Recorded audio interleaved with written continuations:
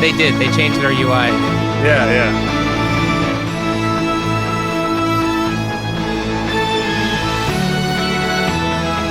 What's funny is Mike's not going to go back and fix that. So you're probably going to hear this. We're going to talk, yeah. It's weird.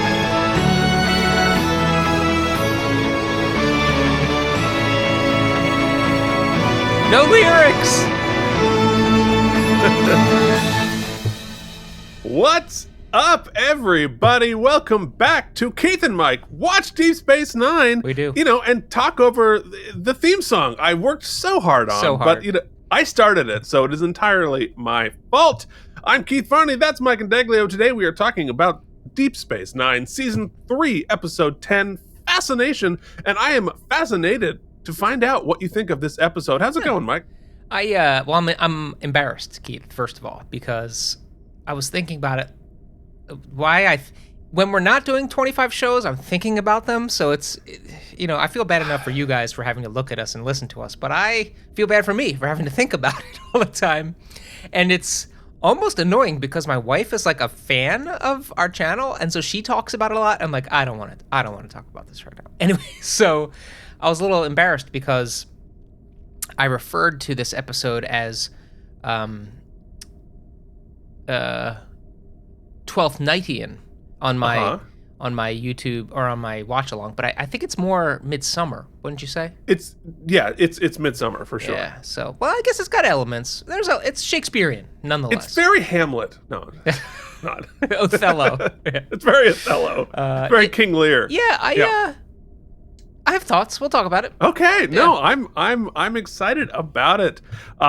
So lots of fun interaction this week. I'm excited about it. So, before we introduce our patrons, we have an apology to make to our good friend Sans Deity, who left a comment on Meridian, right? And left it with the super tip, which thus qualifies you legally, morally, ethically, and practically to have your comment read here. But guess what? YouTube, when I go and I look for the comments, right? There's the default sort didn't show the comment. So I didn't. So after you mentioned it, I went back and I checked it, and I sorted it differently, and up it came. But I swear to you, if you go there and do the default sort, it won't be there. So before we do our patrons, let us allow Sans Deity to weigh in on Meridian, and I'm actually really glad that you pointed it out because this is pretty funny. So, and that was 2 episodes ago, Meridian. So, Sans Deity says, this episode is a stain on this entire series. Dax would never act like this. I skip a few episodes on rewatch, and only my duty to watch every episode along with this podcast had me watch it again. Yeah, me too. Mr. Meridian, what you have just shown is one of the most insanely idiotic episodes I have ever watched. At no point in your rambling, incoherent plot were you close to anything that can be considered a rational thought. Everyone in this audience is now dumber for having watched it. I award you 0 stem bolts, and may the prophets have mercy on your path. That changes some math. For sure. It sure does. In fact, it changes the viewer average down to 43.16. So officially, Mike, it is half bad. Okay, well, there we go. Way to call back to the joke from last week. Very impressed. Yeah. Just before we even get there, so last night at very late at night, Chancellor Jen was home for a moment. And she weighed in. She put her comments into last week's episode, so she gets in for this week's for the ranking. Make sure you read it. That's what I'm saying. Oh, okay, yes. Well, you know what? You pull it up and you read it. It's on YouTube. Because I'm afraid to open up the YouTubes because now I got all confused last time. Oh. All right, Are you serious? Do you need me to pull it up? No, that's fine. All right, okay. You introduce our patrons and tell them what they're getting while I pull up Chancellor Jen's comment. Everybody, you can join the super fans on the page, and we give them so much to watch. It's really become a full-time job just to keep up with all of our nonsense. But they're here. We've got Bryant, Kimball Biersuck, Brian Kaufman, Casey Clark, Jason Moe, Bren Joshua, Andrew Hayes, Jorge Naveau, and the mysterious Worf's Boot Shivs, Richard Coleman, Charles Babbage, CRM Productions, Nikolay Ivanovich Lobachevsky at Grim_Toys, Delusions at Noon, JD Makes, Colin Dagan, Chris Mitchell, CRM, and Pat. And that's the special tier of people who make us stuff. And Keith, that reminds me, before we forget yet another thing, we had something we wanted to do here. Oh, yes. So why don't you start giving the rankings? I'll go fetch that. Yes. Then we'll come back and I won't have to edit anything. This episode's going to be a big mess. Go. But that's what we're going to do. All right. So with our rankings here on the Defiant, right? So that was last week's episodes. I know we opened up like a whole wormhole or whatever. So here are the ratings from you on the Defiant. If you would like to be on this list, all you got to do is leave a comment on YouTube and give us a numerical ranking 1 out of 100 stem bolts, and we will put you into the official tally. So the Defiant got an 85 from Joshua Cronin, who I feel like we might be seeing something from very soon. Jason Moe gives it a 74. JD gives it a 90. Delusions at Noon also gives it a 90. And don't worry, this time I freaking saw it, Sans Deity, who says, with the super tip, which allows me to read the comment, I really liked this episode. The one thing that I wish they had done, though, is hold off on the reveal that it was Thomas and not Will Riker. Once that's revealed, I feel any real cool, interesting, or aspects of him being Riker is a little lost. If they had fooled us into thinking it was number 1, I think we could have done more interesting things and maybe even said more about the Maquis in general, since you're a legend backing them up, not the multiplicity version. I think that is so smart.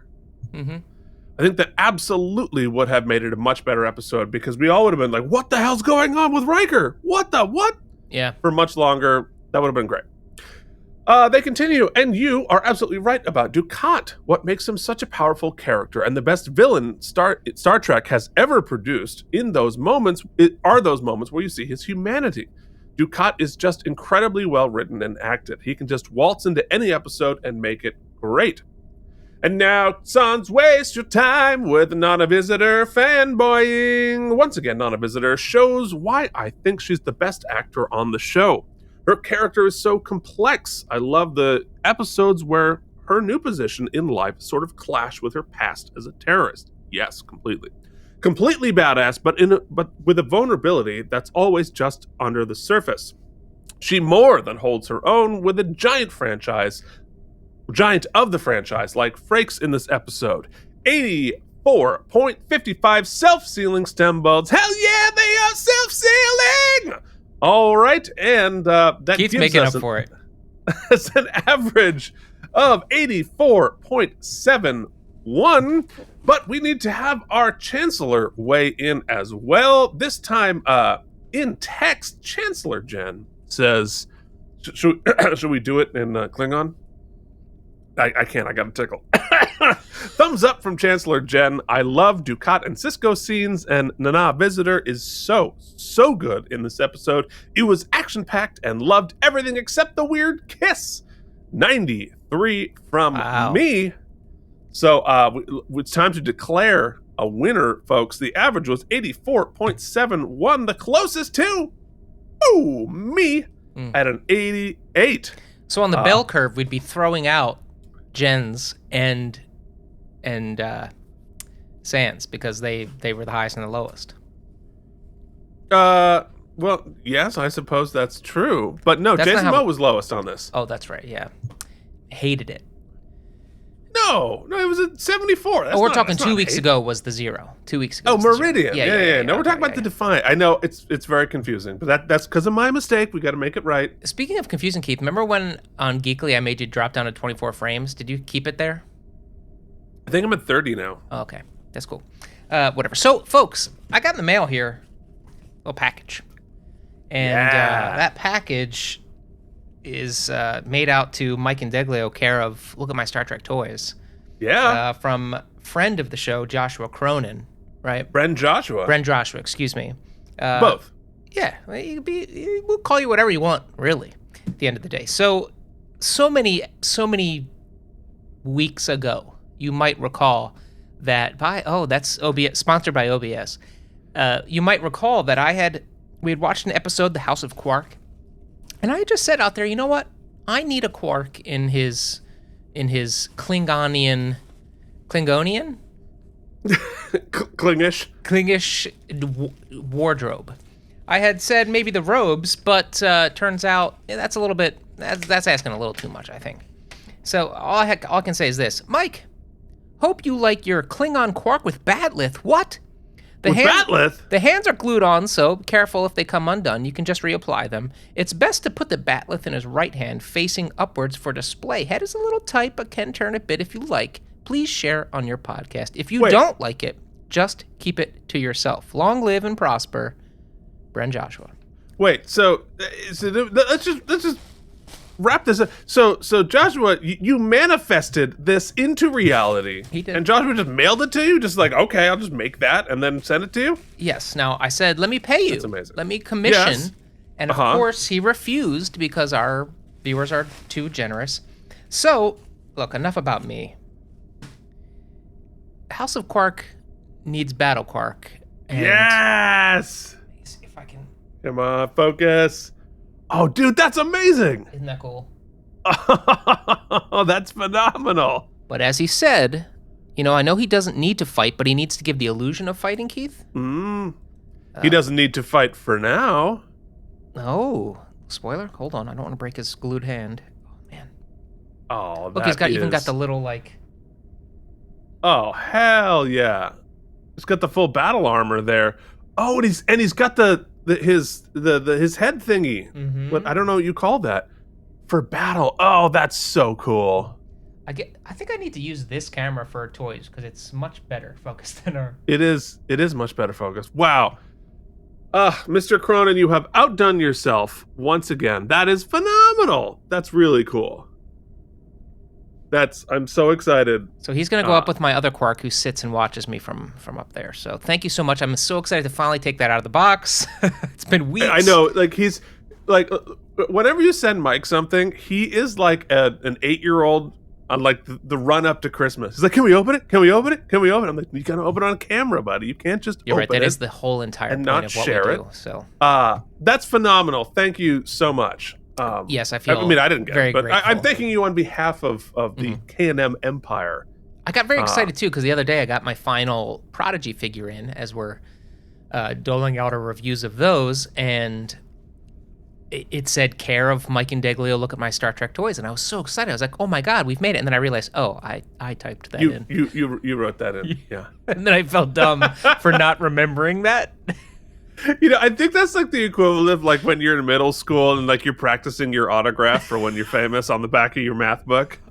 Yeah. It's very, yes, 100%. That's exactly what that is. Oh my god. All right. So I think we are finally ready to talk about this episode. What do you say, Mike? Let's do it. All right. So, Fascination, Season 3, Episode 10, aired on November 28th, 1994. Still full from Thanksgiving in my freshman year of high school. And I'm very excited and sad to say this is the grand finale of the top song I will salute while Mike serenades that turkey. I'll make love to you with some extra au jus and some mashed potatoes. Now I can't touch my toes. I need new jeans 'cause I ate too many green beans and that stuffing is great. But I ate too much late and some pumpkin pie. Put it in my tummy to die. Now my cholesterol is about as cooked as that bird was. Oh yeah! Thank you. We salute you, show song. Wow! There it is. Thank you so much to "I'll Make Love to You," and I feel like I look forward to the cease and desist. Yeah, right.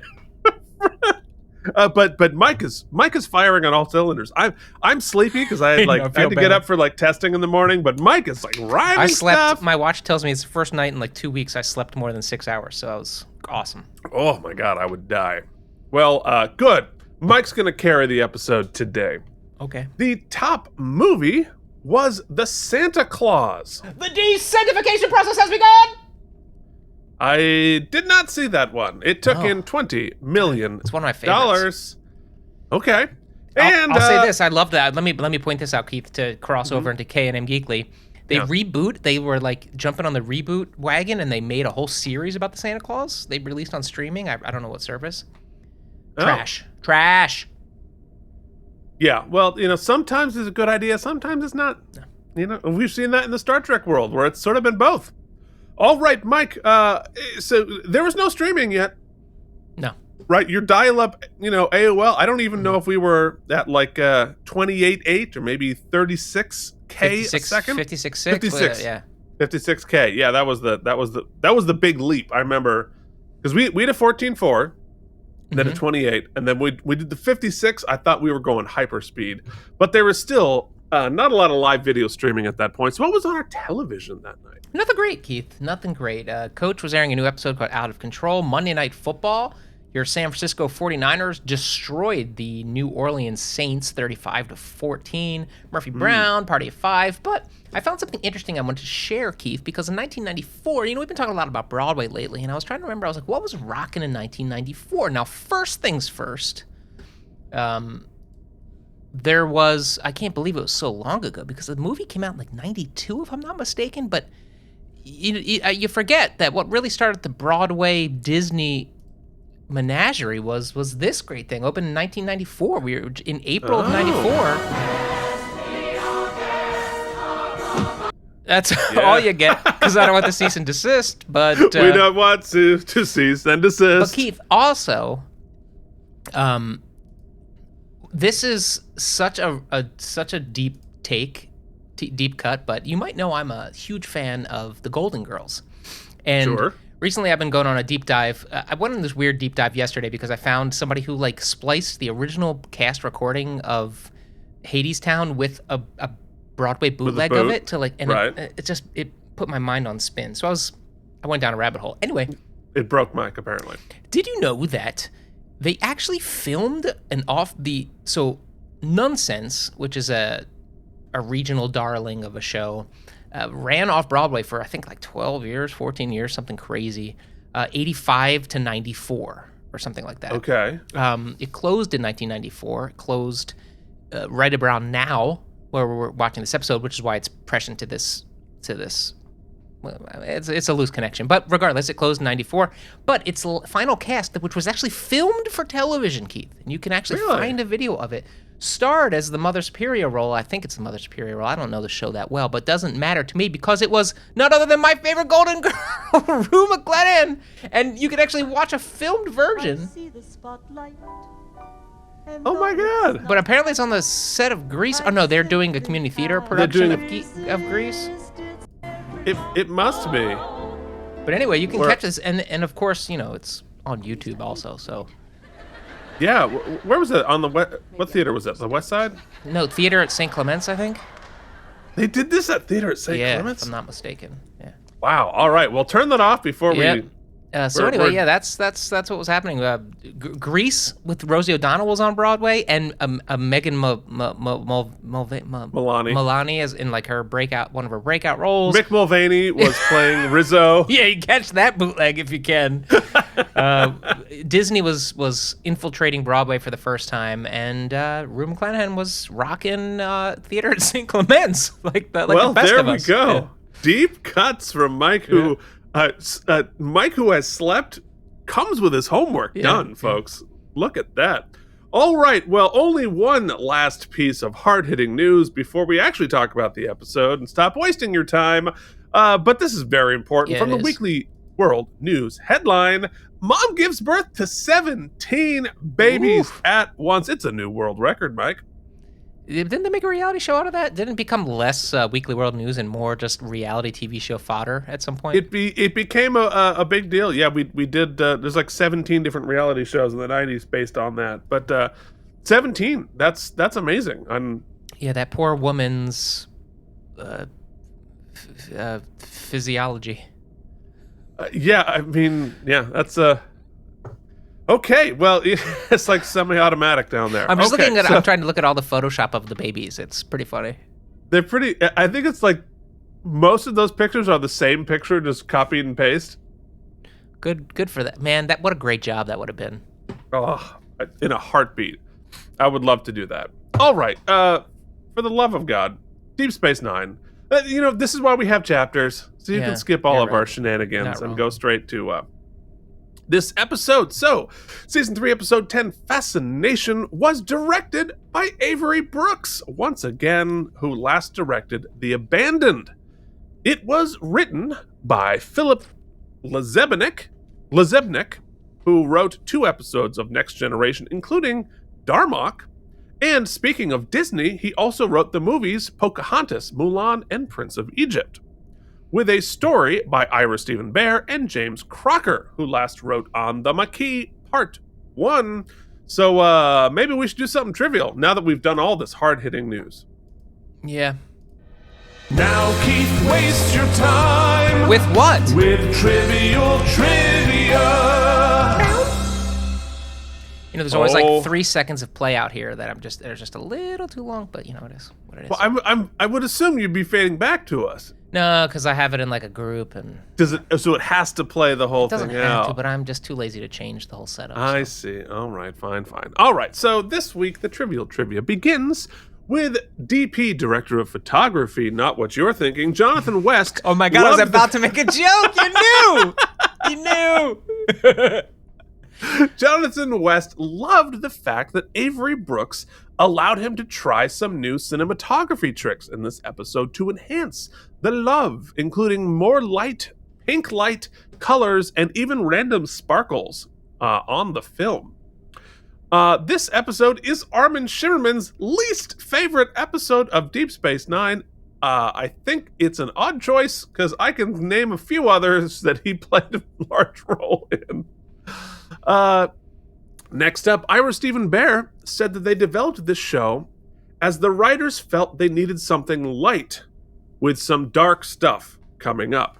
He said, it's dangerously wacky. In some ways, it works very nicely, and in some ways, the episode is loosely based on, as you said, A Midsummer Night's Dream. Yeah, obviously. And lastly, this was, this... It's kind of personal, but it shows up on IMDb, and they haven't taken it down. So this was roughly the time, around the time that Nana Visitor and Alexander Siddig started becoming romantically involved. Oh, interesting, because that's the grossest of all. It's the least chemistry of all of the chemistries. 100%. Yeah.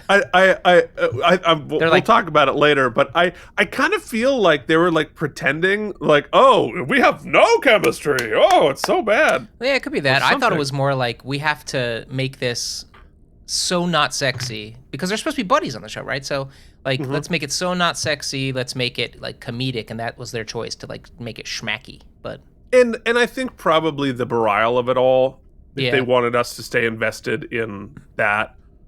Yeah. All right. Well, we'll talk more about that as we move forward. What was Voyager doing? Getting real close. Very close to airing. We're only a month and a half away from the pilot of Star Trek Voyager.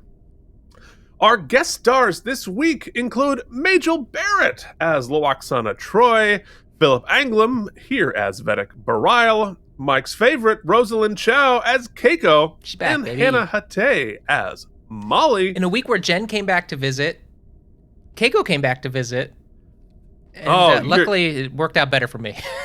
Your cup runneth over? Okay. Let's move forward. Hey, I have some trivial trivia. Uh-huh. Did you know that on this day, Keith, the 28th of November, 1994. You know what else happened, speaking of dark? Oh, do tell. Jeffrey Dahmer was murdered in prison. Oh. What a cheery way to go to the screening room. Thanks for that. I meant to mention that in the TV bit, but anyway. You had that. You've been waiting on that for all this time? I was chewing on it, Man, I've got the best piece of trivia. Food for thought, Keith.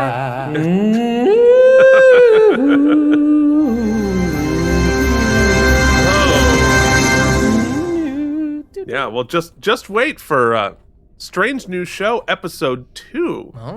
With the Weekly World News headline might intersect. Hey, look, if you're not watching yet, check out Strange New Show. It's where we're going to do exactly this with Strange New Worlds. So the first episode has already appeared. The episode 2 will be showing up in your feeds on Friday. I should mention on that on that note, people, Keith, our patrons, who are very excited people in general, are very excited because it's a new show, to watch it with us on the Patreon. However, I do want to break it to you guys. It's just me. Keith is only doing the pilot. I can't convince him to spend another hour with me every week. It's not going to happen. So hopefully you're okay with me watching the show. But let's be honest. Who do folks really want to watch stuff? You're the TNA of this show, buddy. That is the sickest thing you've ever said. I'm just like the Bob Barker. Yeah. You are the girls pointing at stuff. Come on down. All right. Okay. All right. So in our teaser, poor Jake is heartbroken. Yeah, come on, Jake. Marta broke up with him, who we met previously. And not only did she break up with him, it's the day of the Gratitude Festival, and she moved away to become a scientist. Boo. Cisco tries to cheer him up and says, come along to the festival. He's being the festival. The Queen's Festival? No, Gratitude Festival. Cisco here does some really good dadding. Both takes his son's feelings credible and, gives him weight, but also come on, let's go. And then goes in the back room and takes a deep breath and he's like, thank goodness. Okay. Yeah, no doubt. So in the Replomat, O'Brien is on his 5th cup of coffee. He's nervous about Keiko and Molly coming back for a visit. So is this, hold on, is this known in do people, have this been commented on before? We're 3 seasons in and there must be upwards of 50 cross cuts to someone making Roctagino in the replicator as the cross cut into the next scene. It's it must be a thing, right? It's a thing. Oh, well, I mean, it's a great transition. It's very obvious. And Roctagino plays a big role in the series. Do it, Roctagino. Doom bop, bop da doom bop, boom bop. Chili's baby back ribs. Wait, so did you just transition from Hanson's bop into the Chili's theme? No. It's actually worse than that. I shot it to Do It Rockapella from the Carmen Sandiego game, as you'll recall. Do It Rockapella, but I said Roctagino. But then I went to Chili's baby back ribs because I've been obsessed with that lately because I saw a TikTok. It's a whole thing. Oh, what a window into Mike's head we're getting today. Friends, do yourself a favor. Google the follow. Pause the podcast right now. Pause it. Go ahead. Well, I mean, pause it in a minute. They pause it before they know what to do. The bullet points will be the following. Pause. Google Chili's baby back ribs behind the scenes, and then watch the video of the backup singers of the Chili's baby back ribs jingle knocking it out of the park in one take. Just do yourself a favor. It is something. It is a work of art.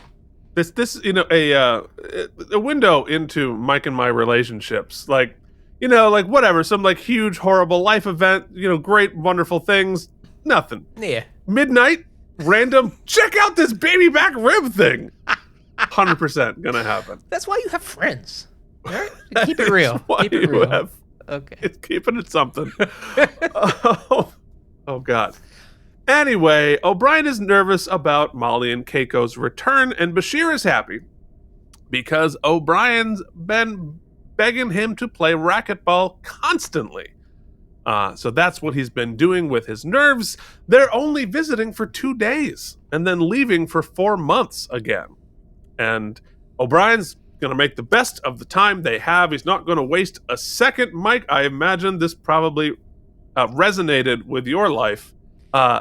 Nay, in the last 48 hours. Yeah, but also, the only thing that's different is that I don't have kids. I feel like if my child went with Jen on her gigs, I want to visit the child more. I feel like they should have some more interaction with their father.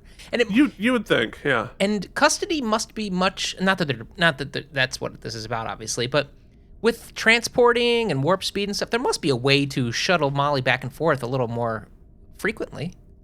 I mean, you'd think, but I think it comes down to, and that's an amazing screenshot we're staring of poor Colomini.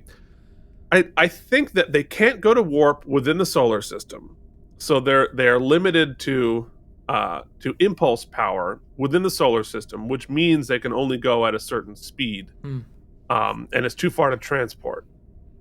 But I almost wonder, like, could they set up some transporter relays and just sort of like bounce you down to the? I don't know. Anyway, it's important for the story, Mike. If they were able to solve that problem, we wouldn't have a story this week. Also feels like she's working much harder down there, so maybe he should have. He's keeping the station going. He's getting ready for Dominion attack. A lot of coffee breaks, if you ask me. Okay, here we go. And racquetball. A lot of racquetball and coffee. Okay. I'm in the first freaking paragraph. Oh, what's going on? Get ready. So later, Odo visits Kira as she helps hang streamers for prom. Odo has decided to come to the festival too. He wants to immerse himself in some humanoid rituals with Kira. It's not all he wants to immerse himself in. Yeah, well, the humanoid rituals. So he's going out of character. He's going to go to the festival. And she's excited. The festival, the Queen's Festival. We're going to keep using this joke, folks, so look it up. Yeah, don't look it. No more homework. Mike, you can't give people homework on the show. Okay. Kira is excited that Odo's coming, but she'll be with Bareil, and we see Odo's heart break on camera. Great performance from Renee. I'm glad they're following up on this more, because it's clearly been Renee's subtext for like a while now. So yeah. I like that we're seeing it more in the script too. Yeah. Also, it's interesting because I heard some implication earlier that people didn't dig this episode. I think that it's the departure. I mean, is pretty interesting, and one of the parts I liked most about it is this idea of exploring, or at least portraying, a fictitious holiday, if you like a Christmas, like a commercial Christmas type of thing, where whether you're Bajoran or not, everybody kind of gets on board because it's a fun excuse to have a party and dress up and stuff, which is very much exactly what we do. So, of course. And what I thought was a cool, I don't know if they meant it this satirically, but we'll get there in a couple seconds when Kira's doing her whole first candle lighting and poof or whatever. It's so ridiculous that you're like, well, that's no more ridiculous than the crap we do. So it's very. Oh, are you kidding me? Yeah. I mean, it's like less ridiculous than the stuff that we do. And but I feel like it gives them a chance to decorate the set and light things a little different, and the costumes are really cool. Like it's a good excuse. I think the departure is a good excuse to kind of let loose a little bit, have a party. I don't disagree. Okay. I don't disagree. In the background, we see a guy with a dick whistle. Back on the screen. Very happy to have it back. So there will be music on the station. So Kira goes to the airlock to meet Bareil and finds O'Brien there waiting too for Keiko and Molly. I'm never this nervous when people like Jen, like, why is he so nervous? Well, I mean, I think civilians who aren't used to their wife and spouse disappearing for 6 months at a time for a gig, I think it's a much bigger deal to normal people than to us carnies. Or I hope he's not thinking, oh man, at least, you know what, everything will be fine as long as she's not cranky as hell getting off that airlock. No, but it's so real. Like, this 100% happens. Like, sometimes I know. You have that big horrible fight the first night they're back, and it's usually me that's cranky though. I don't think Jen's capable of being cranky. You definitely hold up 2 portions of cranky in that relationship. Yes, it's definitely the ratio is skewed my way. I'll say that for sure. Anyway, so it's been a bad flight, and Molly is sick, and Keiko is stressed as hell, and Molly pukes on O'Brien. Oh, I love it, dude. She looks tired. I feel like they made her run a couple laps before this scene, But it's so human. Like, it's so I love this whole thing. She is so cute. It's insane. The cutest baby that's ever been babied. Until she pukes on O'Brien, And we find out why. It's Lwaxana Troy, who was also on the ship, who gave her too much candy. So somebody here we go. Somebody gave her costume a little too much candy. Yes. I think I wrote down... So in Act 1, Odo coordinates with Starfleet security officer when Lwaxana Troy shows up wearing an aggressively ridiculous hat, even for Star Trek. And she immediately starts rubbing up on Odo. She's come to see him. And she heard about him finding his people and them turning out to be the bad guys. So she's here to cheer him up in the biblical sense. And he looks stricken. Troy gets on a turbo lift and has a headache attack. Don't worry about it. It probably doesn't mean anything, right? Yeah, totally. So we never good when you touch your Whoa! Oh, yeah. We hop over to Kira and Bareil, who decide to get biblical before the festival. And it turns out Bareil has been working with Wynn behind the scenes. Yeah, interesting. And has been helping her. You know what I learned from this scene, Keith, was the second Jen got home, I was like, hey, before you even kiss me, you need to go mess up your hair a little bit. Butts up your hair and lie back on a casual shag. Kira versus working Kira it's all in the hair. It's all always, yeah. And the posture. There's a lot of a lot of arms over the head. That's a big part of it. I couldn't be more grossed out by these two. So Bareil talks about Jadzia for no reason other than setup, and Kira leaves him to go put out scrolls and leaves Bareil to deal with his own scroll. Let's look at the sequence in the back there too. They really just went for it this episode. The production was like, I don't care. We don't need to explain it. Just get some purple sequence and hang it. She's celebrating. It's Christmas. It's like Mardi Gras. It's all about let's let our hair down and relax and have fun. But be thankful. Be thankful. Be grateful. And I actually, the ritual they do, I think is smart, and we should all do it. Yeah, man. I'm down for gratitude festival. I feel like maybe we did a gratitude festival. Yeah. Yes. Maybe. Wait, maybe that's what we need. Isn't that called Thanksgiving? Did we just reference that? No. Well, yeah, we didn't. We what is gratitude but giving thanks, isn't it? Yeah, what is gratitude other than whitewashing our horrible destruction of an entire race of people on a continent? Yeah, well, come on. But I'm thankful for this food. Yeah, exactly. All right. Anyway, so later, Keiko has finally put Molly down while O'Brien drinks. Maybe he could have put Molly down because she was tired as opposed to just sitting there and drinking. Whatever. Okay, whatever. What is about to play out is one of the most... let me say personally, because I don't want to broad stroke it, make it too heteronormative, but a very realistic depiction of male emotional fragility. Wife is having feelings and exhaustion, and let me now take this opportunity, since I can't cope with it emotionally, to make it like I'm mad and you are doing something to me because I can't handle what you're feeling. This is a very familiar thing. This is a Mike O'Brien becomes Mike Indeglio in this scene. 1,000,000%. He wants to find somewhere to put his scroll, but Keiko is exhausted and she just wants to sleep. Miles is annoyed. He just wants her to say what she wants to do. It's the type of tense conversation that will be familiar to anyone who's ever been married. She'll put on... he wants her to put on the red dress that I'm guessing Mike is going to enjoy. The festival has started, and there's been all sorts of... The festival, the Queen's Festival, the Joy Festival, the Gratitude Festival. There it is. Yeah. Look at that. Look at them. They got an OLED. I think it's a painting. Oh, I feel it feels. It's. I don't think it's. It's just painting, buddy. Okay. Yeah, my bad. But based on the color palette from the side, it looks like the painting from Ghostbusters 2. Oh yeah, Vigo. Yeah. All right. So the festival has started, and there's all sorts of nonsense happening on the promenade, including some circus acts and drumming. Oh, and they're gonna get their camera time. Yeah, they will. Especially that juggler guy. He's in every shot. Very expensive. You know what it costs to rent a juggler for a day? Not only that, but this maybe in 3 seasons is the best tracking shot we've ever had. How they get, because it's practical, They're following. They're going. They're in and out. They're getting in. They're following this guy across the whole thing. It uses the whole circular curve of the corner. It's really cool.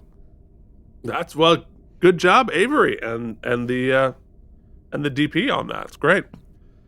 So Kira begins, a ceremony with some cool blue fire. The Bajorans do a ritual of writing their troubles on scrolls, then ceremonially burning them, and then taking a day to chill and have fun. Frankly, it seems like a decent tradition that we all could probably appreciate. Cool effect too. I mean, it's a very simple lighting effect, but I like it. It looks cool.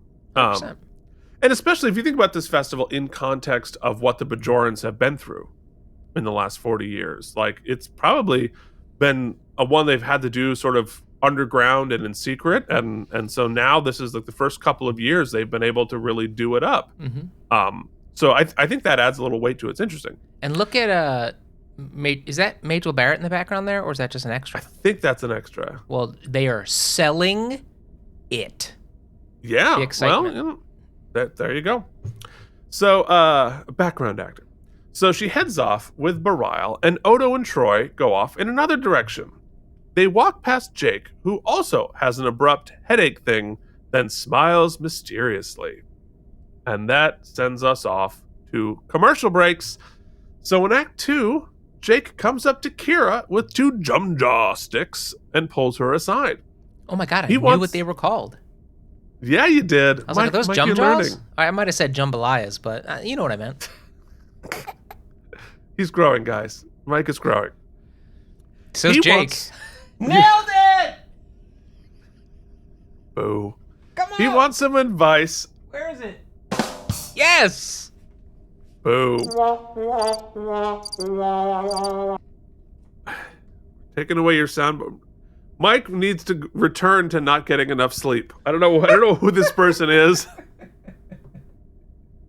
very weird. Somebody call Mike at 2:00 in the morning because this is weird. So Jake wants some advice from Kira about an older woman he's into. And guess what? It's you! He says, I love you. Do you want to go out with me? Leaving Kira with that face. Meanwhile, Dax is helping Morn burn away his giant list of problems. Bareil comes up to her. He's now, guess what, in love with Jadzia! And she makes a run for it. So this is all rapid fire little scenes, which I think it's fun with the pacing on this. Yeah. So we head over to Odo, who is listening and dancing along with the Dick Whistle trio and Troy. She grabs him, and they dance together. Sway with me. Odo tries to make a run for it, but they bump into Dax, who also has a headache abruptly. Then we run into Quark, who's hawking fancy pens. I thought this was hysterical. Oh, of course. I love the Quark bit with the commemorative pens. It makes perfect sense. So are you? I mean, obviously, you're tracking the passing of the headache. There's not much it's not difficult to figure out. Yeah, and I figured because they brought Loxana on, that it had something to do with her. But then I thought maybe because somebody made a reference to her perfume, I thought. And could have been, yeah. And then I also thought because they made such a big deal out of when Kira did that first thing with the goo, and it did a little smoke poof, and that's when Jake got sick. I thought also, maybe there was some sort of a chemical disbursement or something. Right. But I also, because of this kind of a plot, I mean, they made it, the tone is very specific, thus that I was like, no, I'm not going to overthink it. Who cares? It's definitely not an overthink it kind of thing. So, yeah. I'll tell you what, and I'll say it now at the beginning because I think we'll probably agree. All of the little pairings they did, it's all cute, the dance and the wormhole we'll discuss is whether we think if you're intoxicated by the mental thing or whatever we're going to refer to it as, does it disable your other critical thinking skills? Because people should be pinpointing that other people are behaving weird. It seems that. Well, everybody who hasn't been infected yet notices that it's weird. But once you've been infected, you don't notice it's weird anymore. Okay. Because the only one that really bugs me is Bareil and Dax, because I feel like, and maybe it's just because Bareil's not working for me anymore, his feels like he's being a little sexually aggressive towards her, and she should be less like, come on, stop, and be more like, you need to get your damn hands off me, and peace. I mean, I think that's true of Dax for all of season 3. Okay, yeah, all right. Because remember we tried not to remember the whole meridian of it all. Oh, right, yeah. Yeah. You know what? She's comfortable with her. She's patient. Yeah. She's patient with nonsense. So a weirdo playing with balls walks past, and we see some more circus performers, and we pan up to Keiko and Miles, who are sitting at their table in Quarks. They're doing better. She says her project is going great, but it's going to take longer than expected. He's obviously not happy about it, and he starts getting jealous of one of her coworkers. Not a good plan. They fight. The evening is not going well for poor O'Brien. Yeah, but she gets her one dig in. I mean, it wasn't right to be like, Keith was right. I never should have talked to you about this. And I was like, yeah, that is a pointed. Keiko, you know you're my girl. Don't be bringing Keith's name in this, okay? Not till we're done our convo. Leave me out of it. I don't want to be a part of it. I get it. I've been there, but I don't want to be a part of it. So, in Act 3, Jake searches the promenade for Kira, where Cisco grabs him. Look at these he faces. Tries. They've been there. Oh yeah. I mean, but it's very interesting because I talk about seasoning a lot, right? Mm-hmm. The salt of this in the chaos and nonsense of everything else, I think elevates all of it, because this is a very real moment going on with these guys. And what's interesting is that, and I'm sure that Avery Brooks dealt with this, is that when the rest of the plot relies on a bit of suspension of disbelief because it's an elevated reality, and yet it's juxtaposed in the B story with something so grounded, they could minimize each other, or at least blur the lines, but they do a good job of delineating between them.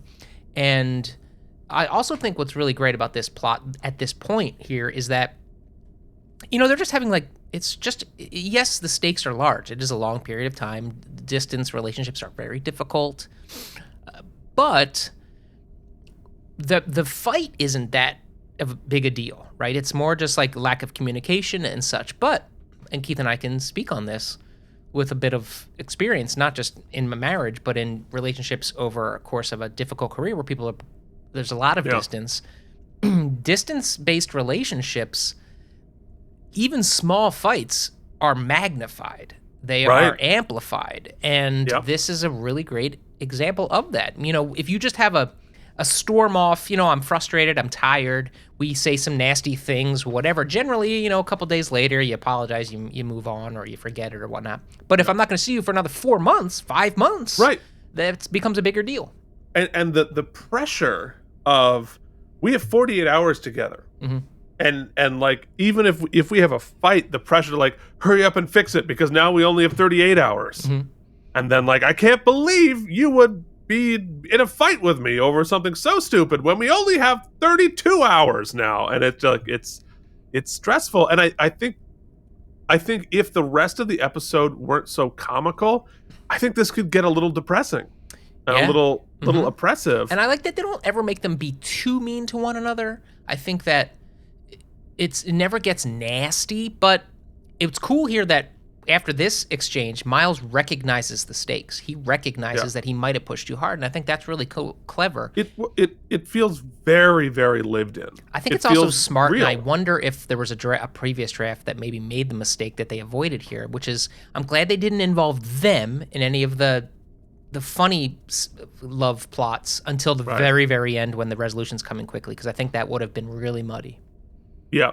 No, I agree. And I think I think it feels so uncomfortable because it is very realistically depicted, and him wrestling with his selfishness, right? And I think it's great. And to have actors of that caliber be able to tell this story also makes this work. And, I don't think at 14, I would have even given two shits about this. Right. But as an adult, it actually gives huge impact to the episode, because what I see the episode as I guess it's very easy to, I think, toss this one off as, oh, it's a Shakespearean farcical romp, right? Silliness, yeah. Yeah. What you could make the argument, I'm not saying you'd win, but you could make the argument that it is a juxtaposition of the ephemeral feeling of intoxication, first love intoxication versus the reality and the work of an actual relationship juxtaposed. Dude. Yeah. That's good, because I think it is exactly that. I don't know if they intended that, but that's what they arrived at. I think that's great. So, so Cisco tries to talk Jake out of humping Kira's leg, and Jake is not going to take any of that.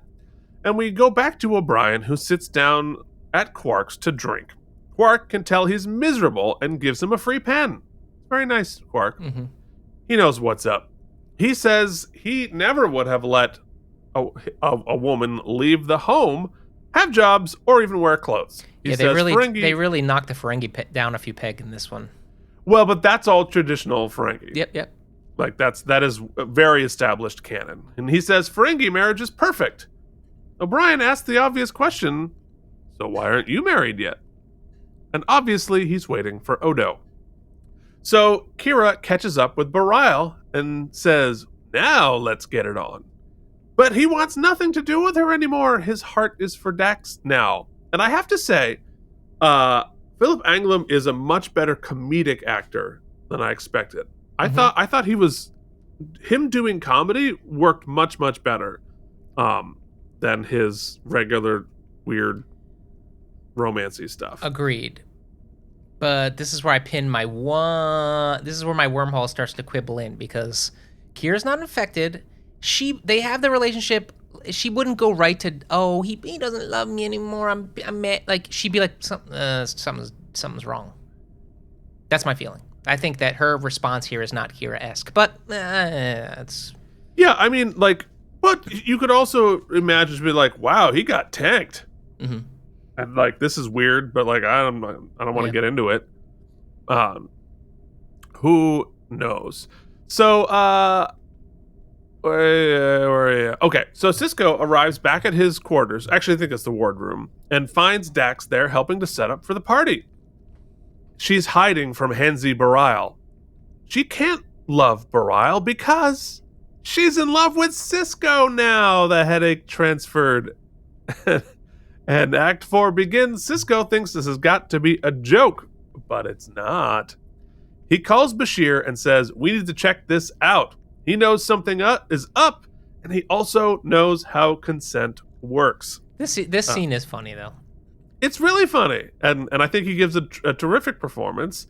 But I also love the fact that he was like, you're not in your right mind. Mm-hmm. We need to investigate this, as opposed to, I think that was very, very, very well handled, I think, with that. I would agree. Actually, it's well handled in all of these things. Everybody is able to, like, draw boundaries, even though you might naturally be feeling one thing, to understand that something is up. So Bashir, unfortunately, can't find anything wrong with her, but she's still in love with him. Meanwhile, Kira is super bummed because Bareil blew her off, and of course, Jake slides in. Later, Molly plays with a stuffed Targ when O'Brien comes in and says hello. She says, Mommy is in her room, sad. Oh, God, I can't even imagine having this conflict when you have kids. Ugh. He goes in to try to cheer her up, and he talks to the door and makes a pretty sincere apology. Yo, kids are emotionally intelligent. Let me say, yeah. I'm going to keep this. I have one of my many nieces and nephews with one of my extended sibling set was talking some smack, I guess, or saying some things, whatever the details don't matter. But one of the kids texted the parent and was like, yo, don't say XYZ about XYZ. That's getting old. I was like, yeah. Kids are like, not only are they emotionally intelligent, but they'll tell you what's up. You know what else is at the festival? Children will listen. Mm-hmm. Mm-hmm. Yeah, so on it, even as young as that. So, so Keiko won't even talk to him. So he apologizes through the door and says, you know what? It's not your job to quit your job to be with me. I'll quit my job to be with you. So I hope you're making good money as a botanist. There's no money in Star Trek. Oh, that's right. That's right. So it's a really good performance, and he does that entire thing in a single take. I went back and watched it again. Colin Meaney, he's a phenomenal actor, and Avery knew just like put the camera on him, tell him to go, and it worked. So she says, "I need time to think about it. Go to the party." Ooh, that is the worst. You lay your heart out, you make the apology, and she's like, "Yeah, but now I'm not gonna have fun." Oh yeah, fun is off the table now, but she won't even like she would. He's also, hoping. You're like, wait, should I actually go to the party and give her some time, or like, does she not want me? Should I be here when she gets? Oh no, it's a lot. Now you're in it. And both O'Brien and I think the TV audience is expecting the doors to open up and everything's okay, but it's a little bit more sophisticated than that. We're gonna have to wait. So Odo, Bashir, and Troy run into Kira, who says everybody is acting strange. Bashir decides to investigate further. Then they all have headaches for a second, and Bashir and Kira immediately and abruptly start making out. It is very awkward, despite it also happening behind the camera. So in Act 5, you could have knocked me down with a feather when you told me that because there's just no chemistry, zero. I thought there was none with her and Bareil, but there isn't. So, well, but like. She's got more chemistry with Jake than with... Stage chemistry and actual chemistry are two very different things. Fair. I mean, have you ever had to make out with your wife on stage? We did a really cute scene together. That was like a romantic scene, but we did not make out, no. Yeah, so like, it's weird, right? Mm-hmm. I mean... Would be. It was weird when we did it. Was it? But we had chemistry. We did, man. It was heat. You're welcome, Internet. Okay, where was I? So all the various love-struck people chase each other around for another pass, and Cisco tells Odo to go get Bashir. Kira and Bashir keep making out hilariously like middle schoolers. We get there it is. That's the picture. There it is. Like, don't even remember where their lips are. No, it's like. Oh God! It's like one of like my first like high school kisses. Like I was so nervous, I kissed her nose. Oh, I've had so many bad ones. My first attempted kiss, which was like such a huge failure for many reasons, was during the Beauty and the Beast movie, which ties into our Beauty and the Beast on Broadway. It's just Beauty and the Beast has a oof. It didn't go well. No, didn't go well. No. Did you decide to trap her in a castle until she loved you? Let's keep going. Okay. So we get the full door-slamming nonsense finale with everybody bouncing off the walls like idiots. Cisco and Odo are baffled, and Brooks gives a great comedic performance. Jake and O'Brien commiserate over their broken hearts when... Bump, bump, bump. Keiko enters wearing the red Lady in red. She's coming through that door. I never will forget your commemorative pen from Quarks. It's a loose rhyme. It wasn't great. Wait, did you say that rhyming quarks with door was a loose rhyme? Yeah. ASCAP will approve it. Oh my God. Wow. But she enters wearing the red dress and she tells him not to resign. It's all actually romantic. Mm-hmm. Which was nice to have a little bit of like actual romance and all the nonsense. They have good chemistry too. They've got great chemistry. the whole thing, I mean, works for me.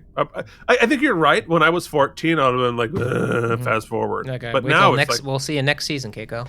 It 100% resonates. So I suspect we're not going to see her for a while, right? I don't know. So Quark enters with pudding and sees all of the chaos. Bareil tries to fight Sisko, and Dax kicks his ass. Oh, yeah, we get Bobby McRambo here. It's all terribly silly. Then Troy transfers her headache to Quark, and then he becomes immediately obsessed with Keiko. It's like Mike is on the episode for a second. We abruptly figure out what's happening.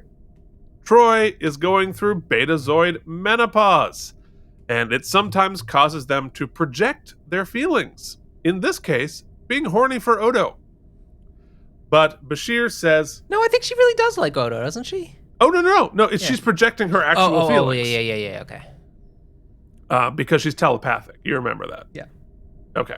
So, and all this craziness happened because of the I actually telepathic... think it's a pretty clever MacGuffin. Yeah, I do too. I think it actually, like, totally tracks. There's an episode sort of similar to this on Next Gen, where Spock's father is going through the end of his life and losing control over his telepathic powers and projecting it. And that's a much more serious episode, and this one is sort of the silly version of that. But it makes sense. And so all of their crazy nonsense was because of that, but Bashir says it wouldn't have happened if there weren't at least a small, latent attraction. Something to chew on there, folks. And all is back to normal. But as Troy and Odo walk through the promenade, she wishes him well with Kira. She knows that he's attracted to her. And I think, and says she understands what it's like to be in the friend zone. And damn, if Majel doesn't break my heart in the last 10 seconds of this episode. Gosh, she's good. Mm-hmm. And there is a way to plant a kiss on somebody and not have it be pervy or weird. That's right. Then O'Brien says goodbye to Keiko and Molly. She's still leaving, but they're back in love. And Bashir is already there to cheer him up with some racquetball and or podcasting. So yeah, I thought that last little moment of Majel understanding being in love with someone who's not in love with you back. Actually, those last few moments, because, don't forget, it was not so long ago where Bashir annoyed the living hell out of O'Brien. And now he did what buddies do, right? Which is, I know you've been going through a tough time. We're not really big on conversation. Let's go have a catch. I don't think it's really ever dawned on me how, like, I'm O'Brien and you're Bashir. There is. It has 100% always been that way. That is our dynamic. Yeah. That has always been our dynamic. Let's have a catch, man. Yeah, let's have a football round. Yeah. And I'm, like, sort of sad and pudgy, and you're just, like, bouncing around, like, wanting to play stuff. Yeah. So I like it. If it ends with me getting to make out with Nana, then all's well. Well, okay, fair enough. There it is. All right. So now it is time for Mike's Star Trek. And now it's time for Mike and Deglio's Star Trek vocabulary quiz. Thanks, me. All right, Mike. Tell me the significance of Peldor Joy. Oh, Keith, gratitude, man. You got to say thanks. You got to burn up your bad feelings so that you can make room for your new good feelings. And, if you're lucky, catch a little tsetse fly fever and have a crush on a bunch of people. Well, Peldor Joy is what you say on the holidays. Oh, right. And now, because of me, people say Peldor Joy again. Yeah, that's right. They weren't saying Peldor Joy. No, they were not. They were saying Mary Joy. No, it's Peldor Joy again. All right, so, and Mike, what? It's fine. It's definitely in keeping with the quality of our episode. It's no grabbing by those Bazorpswarps t-shirts, which got shipped today, by the way. Oh, I'm excited. Hopefully, if we get it by Friday, I can wear it on air for the show. Mm-hmm. All right, anyway. Mike, what is xanthan fever? Oh, that's when you project your projections onto others because you got latent boners. Right? I mean, ostensibly. Don't forget latent menopausal boners. Yeah, right. Those are the best kind. Can we? All right, let's move along home. Move along home.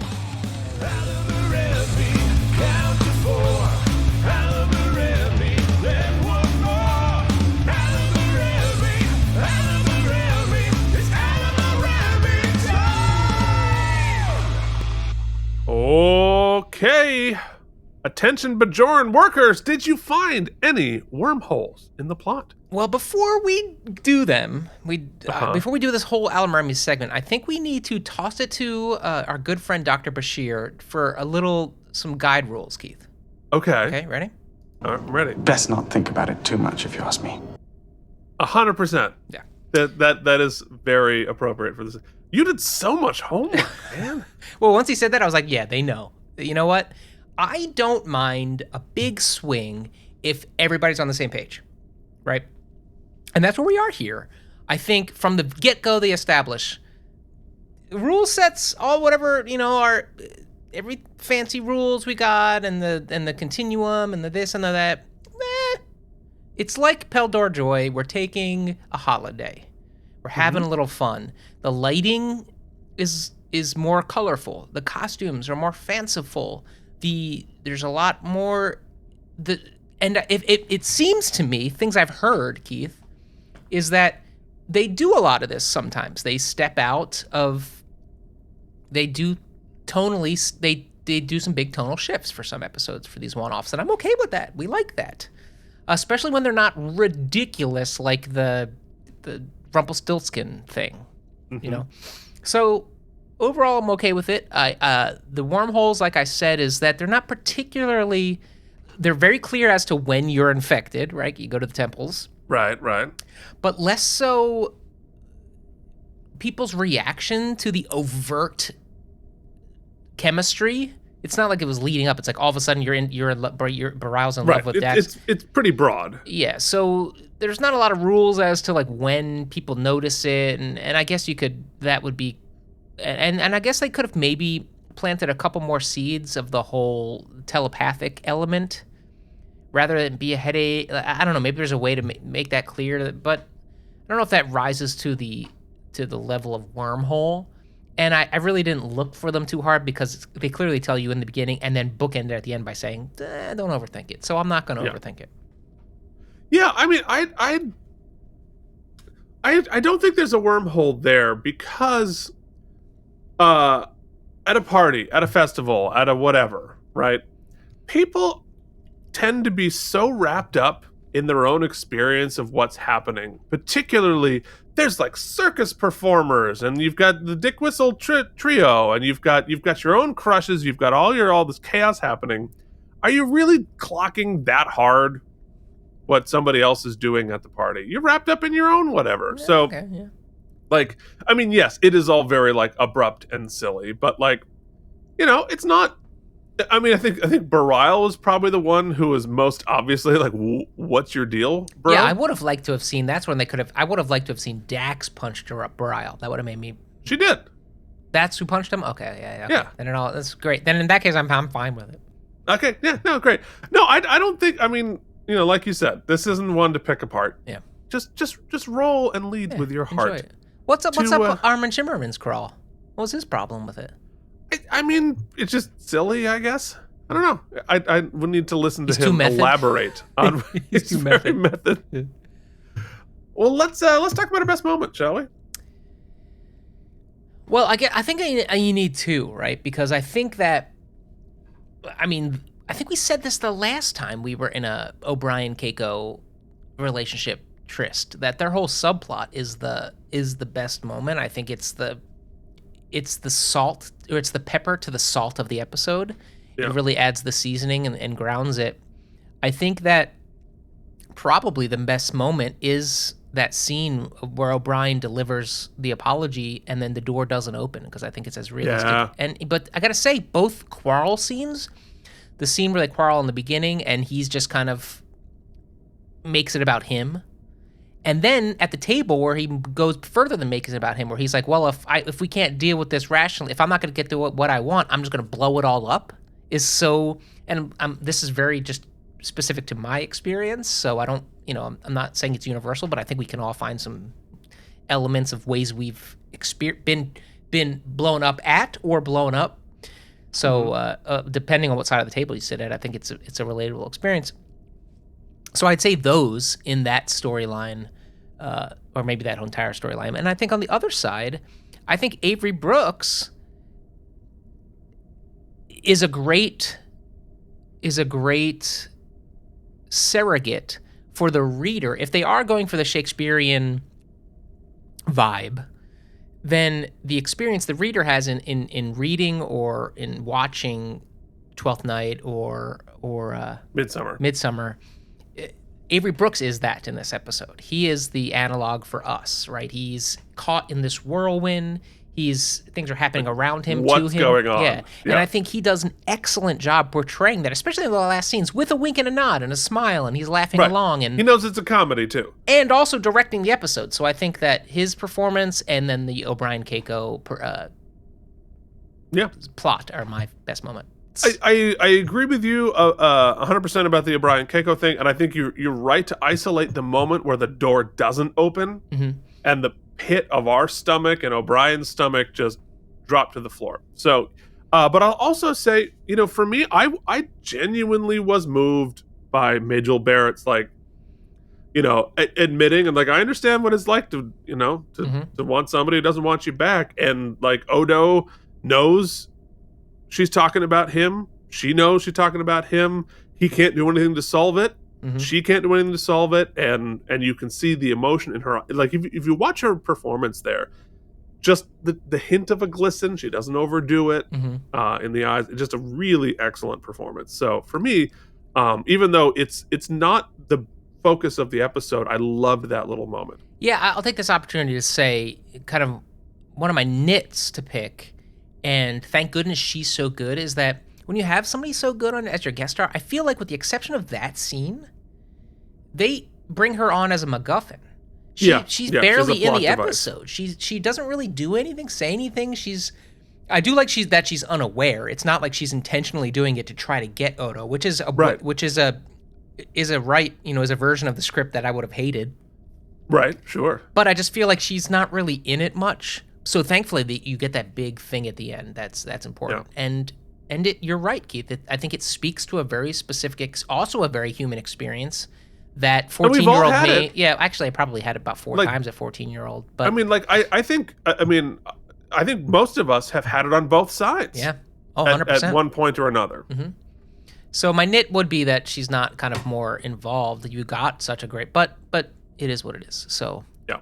Okay. Okay. What do you say we hand out a certain type of stem bolts? You get some stem bolts.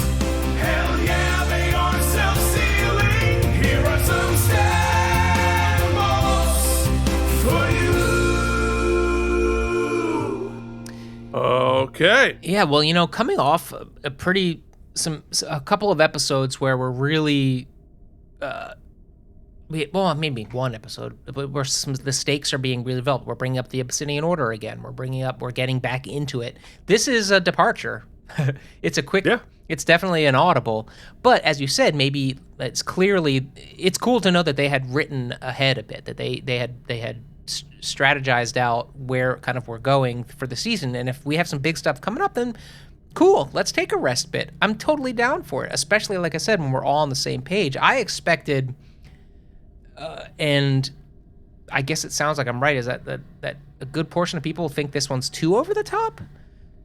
Yeah, this is not a well-liked episode. I think it's funny because I do not find it that ridiculous. In fact, I think that the MacGuffin is so well thought out, because if it is a telepathic sort of creep, then it's not... People are acting as they probably would under such intoxication. So that's cool. And the little tidbit they add that Bashir adds, that it has to be based on some sort of latent belief. Yeah. Actually plants some pretty interesting, here come the lawn guys, some really interesting potential threads that we might see pulled later on. And it plants seeds, which is always cool. Whether they come to fruition or not, we'll see.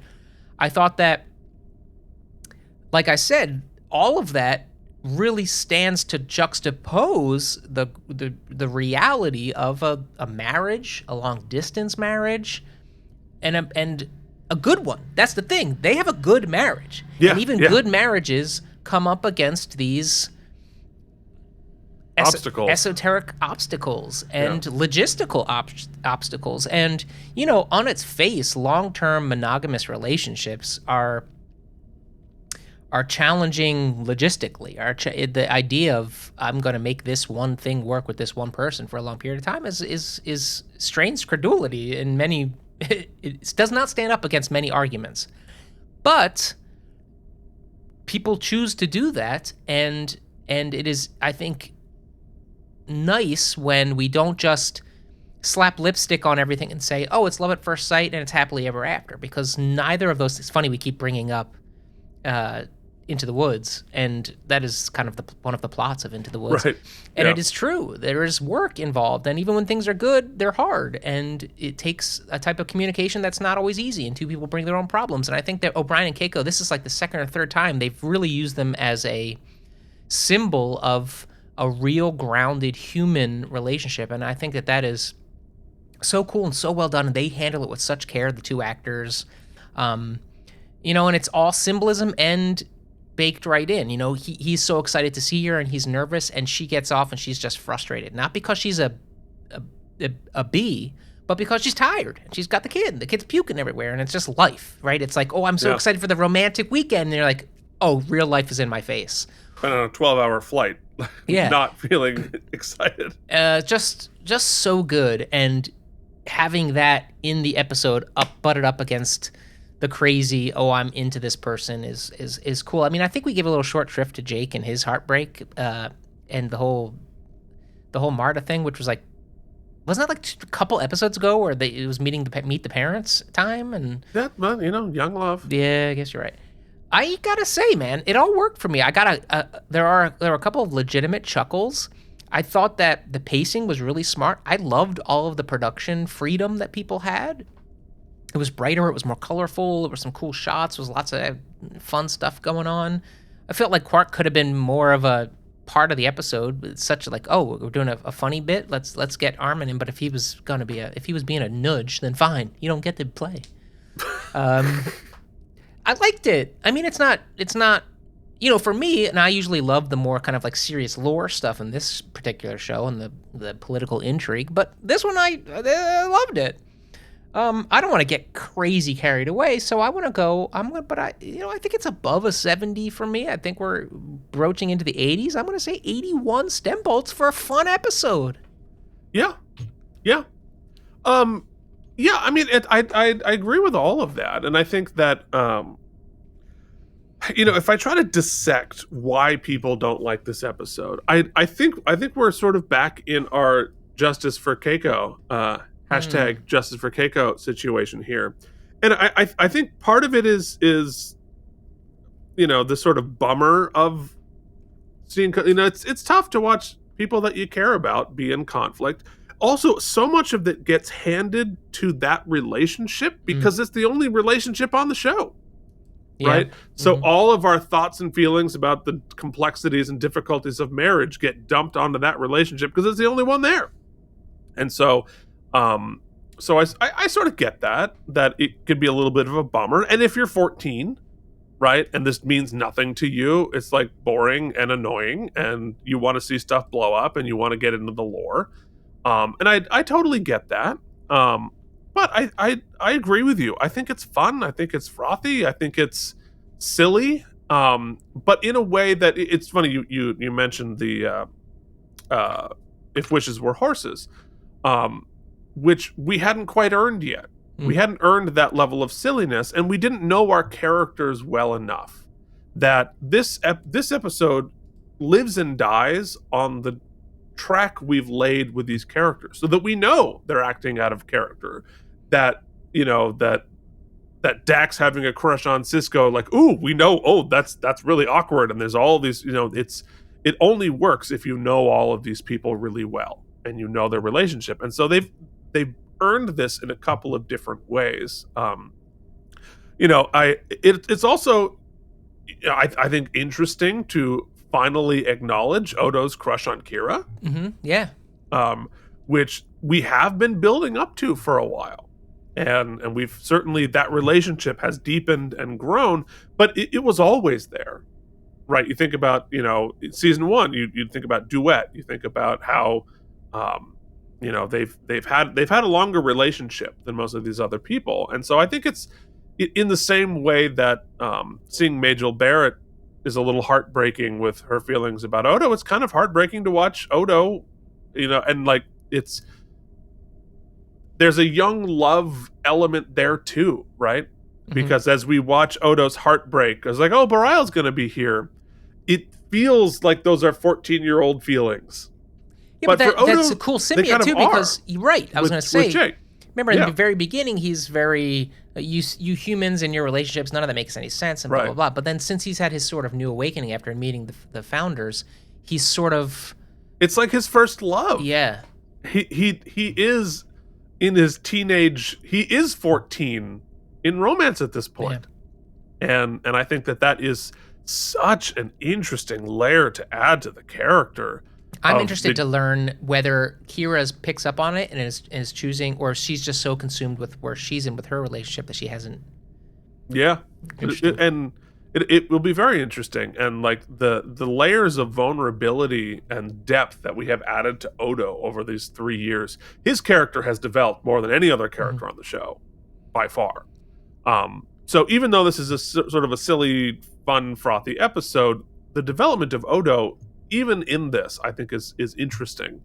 So I'm not going to overthink it either. I think it was fun. The O'Brien Keiko stuff I resonated with, and it's going to get 82 self-healing stem bolts from me. Have we? Is the Chancellor going to weigh in? The Chancellor just finished the last episode, and she refused. I was like, well, I can bring you up to speed and watch the new one with me. And Keith, she wouldn't do it. So. Mm-mm. She's by the book. She's a professional. Yeah. That's why she's Chancellor. Yeah, it's true. So, folks, if you enjoyed this nonsense, you can be sure to give us a like and a subscribe. If you haven't already, you can join our Patreon at patreon.com/KNM and get all sorts of extra bonus nonsense. We have a bunch of other shows. Look at my Star Trek Choice, K&M Geekly, and of course, we are just debuting Strange New Show, our show about Strange New Worlds. We're going to be reviewing episode 2 on Friday. Can't wait. Lots of fun. If you're listening to the podcast version of this, you can do us a huge favor and leave a rating and review on whatever your podcasting service is. I know you're listening. Our numbers have been pretty good in the audio-only And if version. you're a patron, you get all of the shows, all of the Star Trek shows. So you get this one, you get Strange New Show, and you get K&M Geekly into your Patreon feed weekly. All together, you don't have to think about it. It comes right to you. Boom. There it is. So thank you so much for watching. We'll see you back here next week with Past Tense, Part 1. Ooh, a tuber? We might have a tuber coming up. Otherwise, Part 1 would be pretty weird. So there it is. Point. That will be fun to talk about. We will see you back here next week. Till then, this has been Keith and Mike. Watch Deep Space Nine. Thank you for watching K&M Entertainment. If you enjoyed our particular brand of nonsense, please like and subscribe. Or become one of our patrons at patreon.com/KNM.